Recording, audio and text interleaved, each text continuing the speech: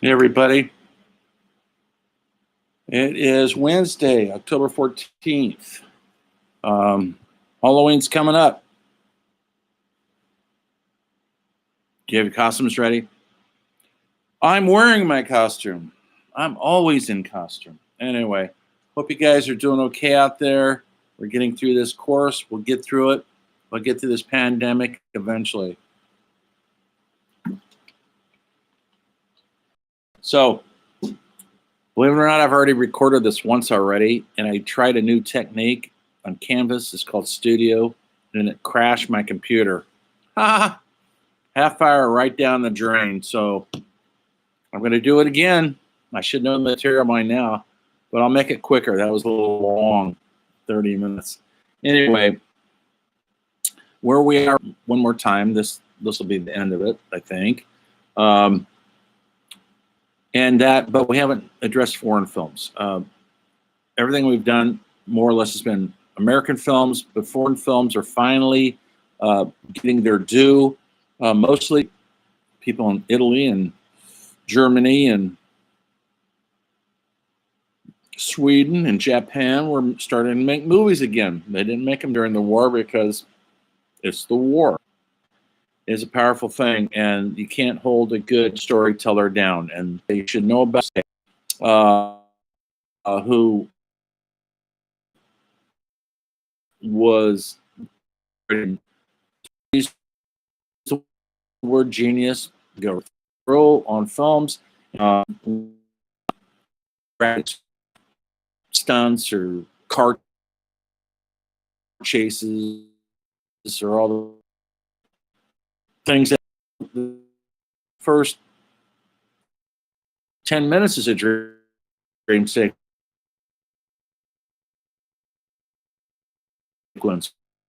wrapped up into the dream viewer. It's called La Strada. Kurosawa on their track about too much. It's in the book though. If you're reading a textbook, he's an Indian filmmaker, East Indian, trying to struggle to get out of their and drain, and they're very, very tiny budgets compared to Hollywood films. I don't know. Am I connecting now? It says I'm disconnected. So hopefully you guys are getting this. I'm sorry. I'm getting all these little bleeps on my screen saying I'm not connected to the internet. Hopefully this is coming through. I'm taping it. So anyway, so there's so many others. I can't cover them all here because I'm going to cover these three. Check out Fellini. He lived a pretty long life until the 1990s. He made movies right up to the day he died. He always had a new movie he was working on. He had tons of vision. Later on, he directed La Dolce Vita, Amarcord, Satyricon, Nights of Cabiria, so many more. One after another can stand on their own as epic. Coming out of one man, they built a whole studio around him. That's how that's how much regard in Italy for Fellini. And in the world, he started winning awards in America, and then Americans wanted to work with him. So anyway, the other filmmaker I want to briefly discuss is Ingmar Bergman, possibly my favorite director of all time. I say possibly because I have a lot of favorite directors, but Bergman is right in there. He's from born and raised in outside of Stockholm, Sweden. He spent his whole career there. He made possibly 40 films. That's a lot of films, folks. And in the 1950s, late 40s, he was developing a style. It wasn't until probably 1960 where his style got transcended the ordinary. And he probably made 10 of the most influential films in cinema history, starting through A Glass Darkly, Winter Light, Persona, Shame, Passion of Anna, Scenes from a Marriage, and it goes on and on. He wrote all the scripts himself. They're very personal scripts. Bergman always said his films are all about three things: love, unrequited love, and his confrontation with God. And I would say that accurately describes it. His film that really put him on the map to the world's global village of cinema people was called Seventh Seal. It's about a knight in the Dark Ages who was coming home from fighting in the religious crusades in the Middle East, and he is ready to retire, and he's exhausted. Played by the great Max von Sydow, who Bergman used many, many times in a bunch of his films. Max just died this year, 91 or so. He had a great career. Made a lot of American films, by the way. He comes back from the wars, and he's traveling through the country with these interesting people. They're kind of players. They put on little shows in towns. And he meets somebody in a black robe with a white face, and it's death, folks. He's not upset by it. Death comes calling to all of us. Well, like him calling to him. And he's kind of not that happy about it, because he goes, I just survived, the wars, 10 years of war, and now you want to take me? And the guy goes, well, that's how it goes. And so he has these conversations with Death, and he goes, well, I'm not ready to go. Death goes, well, you don't really have a choice. When it's your time, it's your time. And so he makes a deal with Death that if it could beat Death at a chess game, Death will let him off the hook. Well, you can't beat Death at chess. He's a master of all things that men think they're masters of. And so he agrees to it. And guess what, folks? He loses. Anyway, it's a classic scene. When you see the documentary I'm going to show you guys, we have to look at it on canvas. You'll see the classic chess game. Maybe you've seen photos of that. Maybe you've seen references to that. Cinema students, art theaters around the world were playing that, and really gave him a cachet that he used for the rest of his life. He would make films during the summer when the good weather is there in Sweden, and he directed at the National Theater there. He was artistic director for many, many years in Stockholm, and he directed everything from Shakespeare to Ibsen to his favorite playwright, Strindberg, August Strindberg, who is essentially, if you know anything about plays, he's the Spirit of Sweden. He's the Eugene O'Neill of Sweden. Those are playwrights in America, folks. Well, not Shakespeare, but you get it. He changed theater as a playwright, and Bergman, and he had a very bleak outlook, and so did Bergman. They're not happy films, folks. They deal a lot of times with crisis of fate. In Winter Light, it's a priest who's lost his faith. He no longer wants to be a priest. A person comes to him and is asking for help because he wants to kill himself, played once again by Max von Sydow, and he has no words for him because he feels life is futile. What's the point of going on? He can't save this guy. And this guy actually goes home and kills himself. And for the rest of the movie, he's trying to figure out what happened. How did he lose his faith? And he feels God abandoned him. Winter Light, not a comedy by any means. And then later on, Through a Glass Darkly deals with a woman coming out of a mental institution. And because she tried to kill herself, she comes home with her family, her father, her husband, played again by Max von Sydow, and her younger brother. And she seems all well and good. She's not, folks. She starts hearing things and seeing things because essentially she's schizophrenic, but they don't really know yet that that's what she is. So she's deeply mentally disturbed, so much so that she seduces her younger brother and has sex with him. Didn't force him, folks. He's 19 or 20, and she's very attractive, and now she's very confused. She's actually had incest. And she blames the father, who is a famous writer, and he's gone off. He hasn't really raised them. He's mostly been an absentee father. Lots of family angst, and once again, love, unrequited love, and confrontation with fate and faith and who we are, who we're supposed to be. Later on, he did Persona, which is possibly my favorite film of all time, with Lee Volman, Bibi Anderson. They play two women who take on different personas, filmed on Bergman's Island. In 1962 or so, he actually bought some bungalows on this island off the coast of Sweden in the Baltic Ocean called Faro. And for the next 20 years, he made maybe 10 of the greatest films in cinema history on that island, using his real house as a set and other little buildings around. It's only got a population of 500 in the whole island. It's very remote. The weather's very grim. And so this persona is about how we take on different personas.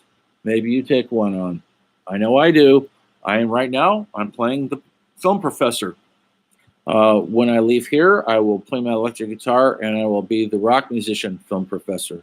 And then later on, I'll type on my novel and I'll be a novelist film professor who plays guitar. Then later on, I'll paint, which I paint. You see my self-portrait up there. Other paintings are all over my house. And then I'll paint something and I'll become a painter, novelist, film professor, guitar player. Each one's a persona. Each one's the truth. I think many of us put on a persona, whether it's to face our employers or our family members. And so that's what this film does so brilliantly. Anyway, he went on to win the Academy Award a couple times. So did Fellini for different films. Bergman won it for, I think, Cries and Whispers. Franny and Alexander. He did film in color, actually. He didn't like it, but he did it. He worked with the great cinematographer Sven Nykirst, who was a master of light. I read his book. It's called The Master of Light, Magic of Light. Light was everything to him. And his black and white films are so vivid and so well lit that you don't really feel like you're losing anything by not watching color at all. Anyway, Ingmar Bergman lived a long life up until 2010. I think he died not quite 90. He was still writing films. He had stopped directing in the 80s, but other people directed him, like his ex-wife, who he had a baby with, the actress Liv Ullmann. And she's still out there pounding the drum about Ingmar Bergman. She's getting up there now in age 2. The great Bibi Anderson, who starred in a bunch of his movies, just died this year. Wonderful actress in Persona, Passion of Anna, and others. And Max von Sydow, who just died this year. These were legendary actors, not from America, folks. Now, a lot of them did come to America, make movies here. Max von Sydow made a lot of movies here. Bibi Anderson and Liv Ullmann made a few, then they went back because they felt they could do their best work in smaller films, not with so much expectations. Americans have a way to make larger films with higher expectations with audiences, so they make kind of watered down stories to make sure everybody's happy. And in Bergman's films, nobody's going to be happy. Anyway, Ingmar Bergman, check him out. I'll show you. I'll post a renegade cut of his career. You'll see it on. Look for it on Canvas. I'll do it tonight if I can find it. The other one is from across the Pacific. Those guys are in Europe, war-torn Europe, and now we're over in war-torn Japan. Kurosawa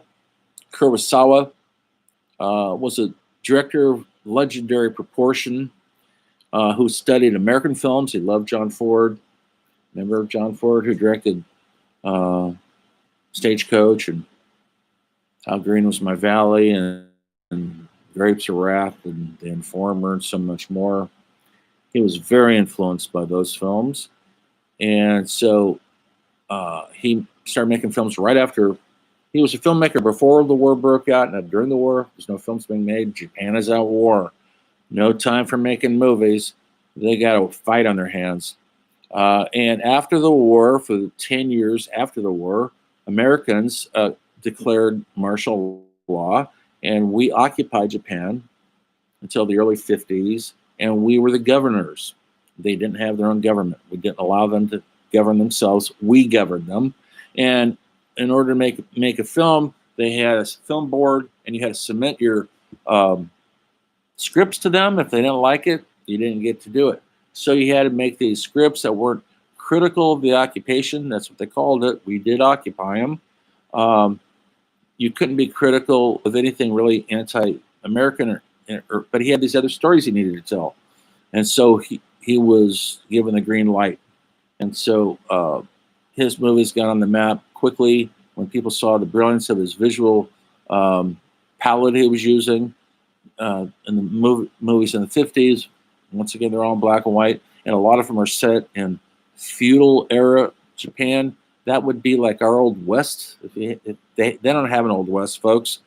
They had a feudal period where warlords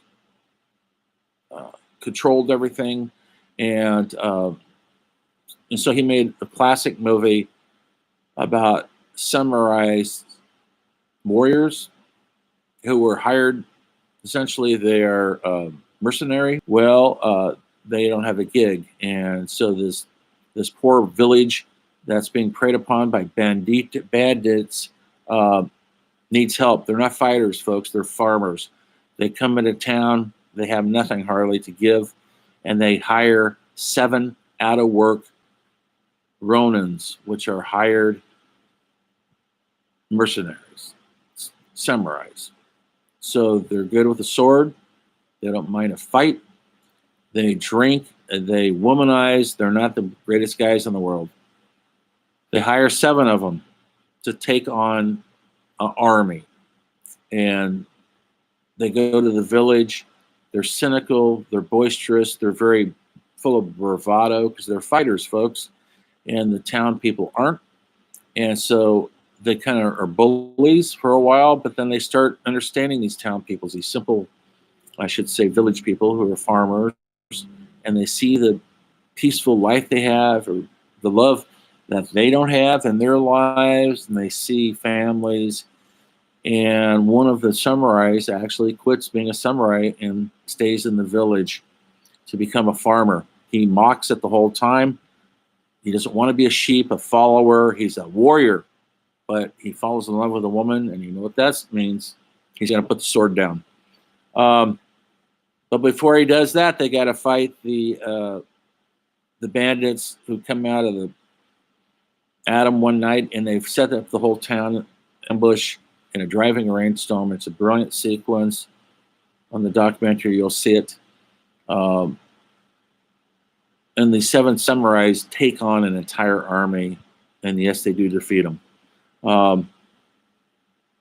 And the action sequences, we've never seen anything like this before in American, but he was taking a lot of ideas from our films. He just put his own spin on it.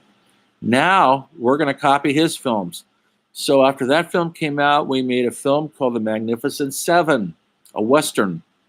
That was exactly the story from The Seventh Samurai. 7 gunfighters, out-of-work gunfighters, are hired to help a town in Mexico fight off these Mexican banditos. They get involved in the town. Maybe you've seen it. It starred Yul Brynner. Steve McQueen made Steve McQueen a star. They remade it recently, about 3 years ago. Denzel Washington, Chris Pratt, and others. It's not very good, I don't believe. It's too modern. The language is too modern. But, you know, it's entertaining enough, I guess. And this all comes from Kurosawa, a Japanese filmmaker, who went on to win the Academy Award also with other films. One of his films called The Hidden Fortress. You might be interested in that because George Lucas took the entire story from Star Wars from Hidden Fortress. He admits it. He's not hiding it. He's not denying it.